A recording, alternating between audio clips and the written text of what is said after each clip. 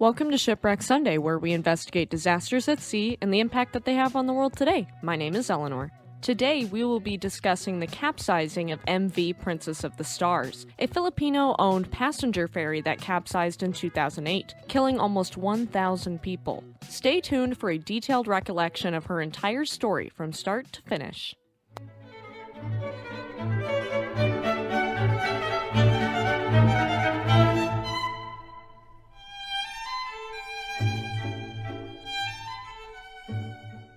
Quick disclaimer for our younger audience before we dive in.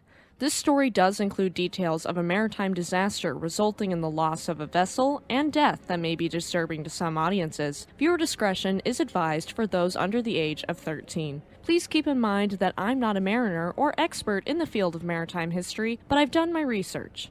Okay everyone, let's dive right in. How are we digging the new format? Let me know down in the comments. As for MV Princess of the Stars, her keel was first laid down on February 3, 1984 in yard number 2904 of the Ishikawa Harima Heavy Industries Company Limited shipyard in Aioi, Hyogo, Japan for Shin Nihonkai Ferry. Her first name was Ferry Lilac, and she'd be the second ship to bear the name Lilac. Her predecessor entered service in the 1970s, and her successor would enter service in 2002. Ferry Lilac, as we know her right now, was a RoPax ferry, which is also called a Ro-Ro ferry or roll-on, roll-off ship meant to carry vehicles and fare well in heavy seas. At launch, she displaced 18,268 gross tons from 1984 to 1990, being refitted in 1990 and displacing 19,105 gross tons until another refit in 2004, with her final displacement being 23,824 gross tons. She was 633 feet and 2 inches long, had a beam of 91 feet and 10 inches wide, and a height of 141 feet and 1 inch, spanning 8 decks. As for propulsion, she would have SEMT Peel Stick 8PC 4-2L dual engines, which ran her two 4x4 controllable pitch propellers. With this setup, she could reach an average service speed of 21.8 knots. Her capacity would change with each refit. Originally in 1984, she could carry 554 passengers and 152 trailers. In 1990, after the first refit, she could carry 586 passengers, 186 trailers, and 136 vehicles. Finally, in 2004, she maxed out at 1,992 passengers and 160 trailers. Her IMO number was 8323161, and she'd be registered first in Otaru, Japan, with her typical route being from Maizuru to Otaru through the Sea of Japan. She was launched on March 27, 1984, being fitted out and passing her sea trials shortly after this. Ferry Lilac was ready for her maiden voyage finally, and left Maizuru on July 10, 1984 for the first time. It went well, and her service history was rather boring for the first 6 years of service, until she was dry docked for refit by Shin Nihonkai Ferry in February of 1990, which we mentioned earlier. During this refit, they were aiming to replicate her facilities with those of their later ships, which were doing financially well. To do this, they enlarged the common areas as well as redesigning them to be more modern. They added large corridors with sea views, a brand new outdoor swimming pool near the stern, 23 new first-class cabins, and a solarium. A solarium is a sunroom for those unfamiliar with the term, which is a room with lots of windows that lets in a lot of natural light but still protects you from the elements. Because of the refits, her capacity increased like we talked about earlier. She did well for 20 years in Japan until her services were no longer needed and she just wasn't profitable for Shin Nihonkai Ferry any longer. So, in 2004, she was retired from her services in Japan. But this isn't the end of her story. Far from it. The Filipino company Sulpicio Lines acquired her in 2004, serving as their new flagship, which displaced the current flagship MV Princess of the Universe, which was formerly the new Yamato. Under the Sulpicio Lines, her port of registry was changed to Cebu City in the Philippines, and she was assigned to the Manila to Cebu route. This route was highly competitive, serviced by flagships for other lines as well, and the competition was fierce at this time. Again, she'd be refitted, with an additional lower passenger deck being added and a cargo ramp being installed on the port side near the stern. Her capacity was greatly increased to up to 1,992 passengers, as we discussed earlier, though this was significantly lower in comparison to other Sulpicio Line's ships. For example, MV Princess of the Orient had a capacity of over 3,000 passengers when she sank. If you want us to cover this ship in the future, just let me know in the comments. After her refit, she'd be renamed to MV Princess of the Stars, and she entered service becoming the largest passenger ferry ever to hit the seas in the Philippines, despite her being smaller than some of the other ships for the Sulpicio Lines later on. Because of her gargantuan size, the public was instantly intrigued, and this included crew from competing companies.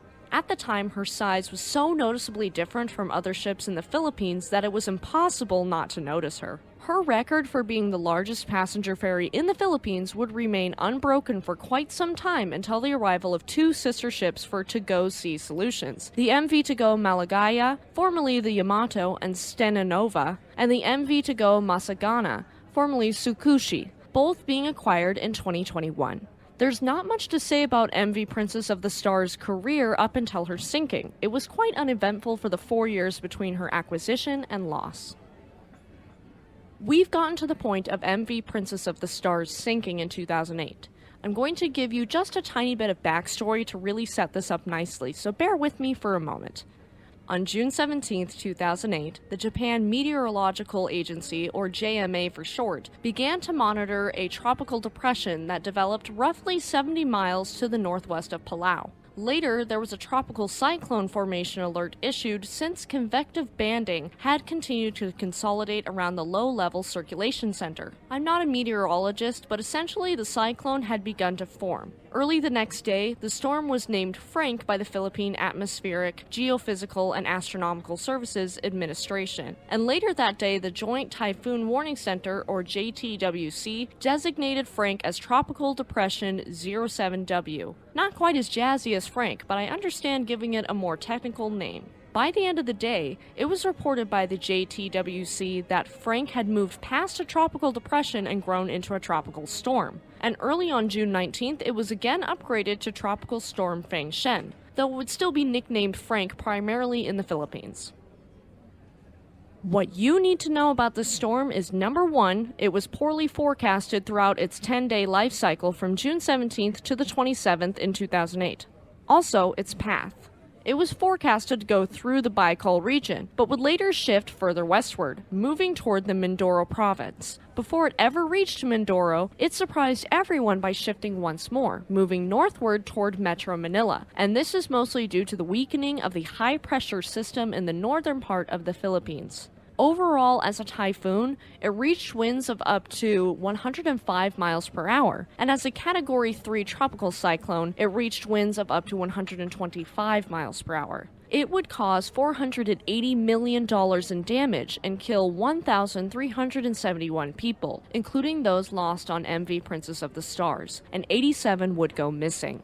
The areas it affected were Palau, the Philippines, and in China, Hong Kong, Macau, and Guangdong. Now that you know the basics about Typhoon Fengshen, we can move forward with how this applies to MV Princess of the Stars. Getting into this, there's going to be some figures and information that's hazy or just estimates, and I'll let you know when we get to that point. For now, MV Princess of the Stars left the port of Manila on June 20th, 2008 for Cebu City. You might be saying, but Elinor, there's a typhoon out there. Why are they letting this ship sail? Indeed, there is a typhoon, dear listener, and it was assumed to be safe for Princess of the Stars because though Typhoon Fengshen, or locally known as Typhoon Frank, had made landfall at Samar Island earlier that day on June 20th, Princess of the Stars' intended route was in the storm's periphery, and she was deemed large enough to survive that. However, remember earlier that Typhoon Fengshen would suddenly change course, and that unfortunately put MV Princess of the Stars and her passengers and crew in the crosshairs. At midday on June 21, 2008, Princess of the Stars sent out a distress signal, and curiously, radio contact with the ship was lost at 12:30 p.m. Philippine Standard Time. Nanette Tencinco, the mayor of San Fernando, was concerned at the loss of radio contact and sent out a speedboat to investigate. They confirmed that the ship had a hole in her hull and that she was partially submerged, with several bodies floating nearby. The hole that they'd seen wasn't really a hole, it was actually the ship's bow thruster, which is a transversal propulsion device built into or mounted onto either the bow or stern of the ship to make it maneuvering easier. It's also called a maneuvering thruster in general terms, and when placed on the stern, it's called a stern thruster. The number of people aboard the ship has been left to some serious debate. Know the following figures I'm going to give you are estimates. Initially, it was reported there were between 626 to 747 passengers and 121 crew members, breaking down into 575 adults, 20 children, and 31 infants for the passengers. Later, Sulpicio Lines announced that according to the ship's manifest, there were actually 755 passengers and 111 crew, totaling 866. There's always a possibility there were more passengers aboard that just weren't listed on the ship's manifest, and this is semi-confirmed by the last made official figures, which listed the final toll being 814 dead or missing and only 56 survivors, and this would total out to 870 people on board. Again, we won't ever really know for sure, and these are just estimates. You might be asking, Eleanor, what happened aboard the ship? I know, dear listener, we skipped around a bit more than usual. Well, I'll tell you what eyewitness account states happened aboard the ship now. An account given by 4 survivors tells a harrowing tale, and these 4 had managed to swim to nearby Sibuyan Island after the ship's foundering. Originally, it was reported that MV Princess of the Stars had suffered a major malfunction, but according to these survivors, that isn't the case. According to them, MV Princess of the Stars ventured into heavy seas, with the swells increasing and getting more and more difficult for the ferry to handle as it neared the coast of Romblon. Around 11:30 a.m., passengers were told to don their life jackets, with the captain giving the order to abandon ship just 15 minutes later. But what happened to cause the captain to give such a drastic order? Not all ships are built for heavy seas like that, and under the intense pressures of a typhoon, no ship would stand a chance. About 30 minutes after the passengers put on their life jackets, MV Princess of the Stars began to tilt around noon. The evacuation was catastrophic.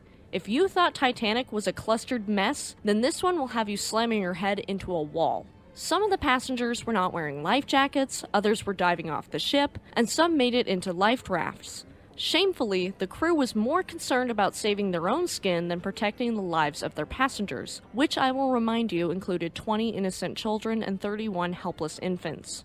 For an hour, as the listing continued and worsened in the continually rough seas, passengers panicked and rushed around, clueless as to what to do next since the crew was of absolutely no help to them. At about 1 p.m. in the afternoon, MV Princess of the Stars rolled completely, capsizing. According to a spokesman of the Philippine Navy, due to what was described as, quote, gigantic waves, pounding rain, and gusty winds, the Navy vessel closest to the ferry had to flee from the rescue mission. Another ship that was in the area was able to reach MV Princess of the Stars more than 24 hours after they'd lost radio contact with the ship. Armand Balilo, a Philippine Coast Guard spokesman, was quoted as saying, quote, "They haven't seen anyone. They're scouring the area. They're studying the direction of the waves to determine where survivors may have drifted." Wouldn't that be horrifying? To see the ship you were just standing on capsize, and then to be swept out to sea or in any random direction by a typhoon? I'd be absolutely gutless in that situation. The ship would remain capsized, but still floating as water had yet to creep into every area of the ship. By June 23, 2008, 2 days after the incident, 4 bodies were recovered from the scene by the Philippine Coast Guard and Navy. At Burias Island, Masbate, 35 bodies and 40 survivors washed up on shore that same day, and they were recovered as well. There were other ships that capsized during the typhoon other than just Princess of the Stars, and so some of those bodies may have come from those ships as well. Some of the 40 survivors weren't from Princess of the Stars either, stating they were from MV Lake Poway, which had departed from Mindanao and unfortunately sank. The following day, on June 24, 2008, the Philippine Coast Guard reported to the public that they had accounted for 115 of the estimated 862 passengers and crew of the Princess of the Stars, and this broke down into 48 survivors so far, 67 confirmed dead, and roughly 747 missing. Navy divers were sent inside the upside hulk of the ship, and sadly, all they found were bodies. No one inside the vessel had survived. They found 15 bodies afloat in the dining area and 2 on the bridge, though it was so dark inside the eerie, capsized vessel that it would prove to be impossible to tell just how many dead were inside the ship.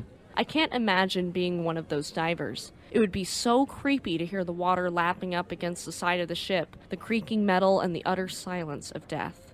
I can't imagine seeing men, women, and children floating face down, lifeless. It's horrible to think about, but even worse for those who perished. A helicopter was launched from the United States military support vessel USNS GYSGT Fred W. Stockham, and this helicopter located 12 bodies floating near Messbait Island. But again, because other ships had sank in the storm, it's unknown if these people were from MV Princess of the Stars. Here's where it gets a bit tense. We are getting into some legal proceedings and the outrage from family and friends of those aboard MV Princess of the Stars. There were over 800 victims, and so there were over 800 families outraged by the tragedy, and they accused the Philippine Coast Guard and the Sulpicio Lines of negligence since they allowed the ship out in open waters despite there being a typhoon tracking in the area. I don't blame them, and honestly, I'd be pissed too. I think it was just of them to make these accusations. They went a step further and also accused Sulpicio Lines of not personally informing them of the incident, the details surrounding the capsizing, and the condition of both MV Princess of the Stars and her passengers and crew. According to Sulpicio Lines counsel, the crew of the ship was never advised by the Coast Guard to stay docked, and so they sailed on. This places all of the blame on the Coast Guard, but I don't believe that's right myself. Naturally, the public was outraged. The president of the Philippines at the time, President Gloria Macapagal Arroyo, demanded an explanation for the sinking from port authorities, stating, quote, "Why did you allow it to sail and why was there no ample warning? I want answers." From this statement alone, my friends, that is a badass woman I can get behind. Due to the capsizing, the Maritime Industry Authority ordered all Sulpicio Lines ships to be docked until a full investigation could be launched and completed. Filipino Vice President Noli de Castro presided over the first meeting of a newly created task force to look into the capsizing, aptly named Task Force Princess Stars. Sulpicio Lines felt the pressure, and to settle the matter quickly and quietly, they offered to pay the families of the victims each 200,000 pesos, or $4,500, in order to try to compensate for the loss of their loved ones. If Derek or my son or both died during a shipping accident, no amount of money would heal me. For me, only justice would do, and I would push to have the responsible parties face the consequences. I don't care if I lost my entire life savings. I'd get justice for the loss of my loved ones. Then again, I can be quite fierce and snappy, so this really doesn't surprise anyone who knows me well. The controversy continues, my friends. If you weren't frustrated with this situation already, then here's where you're going to really feel it. On June 27, 2008, they ceased any recovery efforts because something horrifying and incredibly dangerous was found aboard MV Princess of the Stars that never should have been there. On the ship, and now leaking out into the sea, were 22,047 pounds of a dangerous pesticide called endosulfan. Endosulfan is an off-patent organochlorine insecticide and acaricide that is being phased out globally due to its acute toxicity, potential for bioaccumulation, and its role as an endocrine disruptor in the human body. It's also hazardous for the environment, and so to say it was horrifying to find this on a passenger vessel is an understatement, and illegal in the Philippines. You can't have substances that are dangerous to humans on vessels that transport humans, which makes total sense. Where was this shipment going? Well, Del Monte Philippines Incorporated, the Filipino branch of the popular American processed food production company Del Monte Foods Incorporated, contracted the shipment, and it was supposed to have been loaded on another Sulpicio Lines ship, the MV Princess of Paradise, but it ended up on board MV Princess of the Stars. The Philippine government announced they were considering filing charges in this incident because it is truly illegal to transport hazardous materials on a passenger ship. Someone needed to clean up the endosulfan, and Titan Salvage was awarded this contract. In this contract, they were also to clean up hazardous cargo found at a second container on the ship. Both of these dangerous materials were found on D-deck in MV Princess of the Stars, which is still capsized and floating at this point in time. Titan Salvage couldn't do this alone, so, like the Avengers, they had to assemble a team. In this team, we have 3 different companies. Global Diving and Salvage, which is an American diving company that specializes in dangerous diving operations. Harbor Star, a Filipino salvage and tug company. And last but not least, a Guam-based company that specialized in mitigating hazardous chemicals and materials, South Pacific Environmental. Together, the salvage team started recovery operations for the Sulfan starting September 24, 2008. It was efficient, and I appreciate everyone who participated in this recovery effort for truly trying to help the environment. They finished recovering all 402 of the 25-kilogram drums from the first 40-foot container near the aft end on D-deck on October 5, 2008, having to do this in roughly 85 feet of water. After this, they moved on to the second container in the center section of D-deck, which was smaller at around 20 feet long and only in about 35 feet of water. Again, they removed 25-kilogram drums from this container as well, and by October 11th, they had removed all of the dangerous materials in this container. There's one more material that can be hazardous for the environment if it leaks out, and that's the ship's fuel. The salvage team of companies moved on and drilled into the ship's hull in order to safely recover the ship's roughly 200,000 liters of fuel, and this process was completed by October 17, 2008. Hats off to these men and women who worked on this process. I am absolutely fascinated by it. Once our fantastic Avengers squad of salvagers recovered all of the hazardous materials, the body recovery effort could resume. If you don't like hearing about dead bodies, you should probably skip ahead. Divers from Harbor Star, our awesome Filipino company that helped recover the Sulfan, and divers from the Philippine Coast Guard worked from October 27th to November 10th to try to recover bodies from MV Princess of the Stars. Just remember, some of the bodies drifted away, so they unfortunately couldn't recover everyone. They were able to safely enter A, B, and C deck and recovered 199 bodies. They weren't able to enter the engine room and some other areas of the ship because it was too dangerous or just plainly inaccessible, so the bodies there remained. Quote, "We are not expecting to see 500 bodies. We would be lucky to get half of that," said Philippine Coast Guard Commandant Vice Admiral Wilfredo Tamayo when he was asked about the recovery effort and how many bodies they were expecting to recover. The 199 people they recovered were stored on another ship, MV Tacloban Princess, another Sulpicio Lines ship. They were then transported to Cebu City, where forensic doctors of the National Bureau of Investigation, or NBI, and Interpol were waiting to try to identify the victims.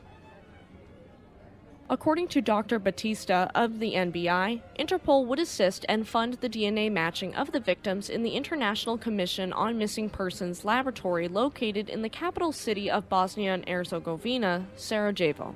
This next bit is a bit graphic and gross, just warning you.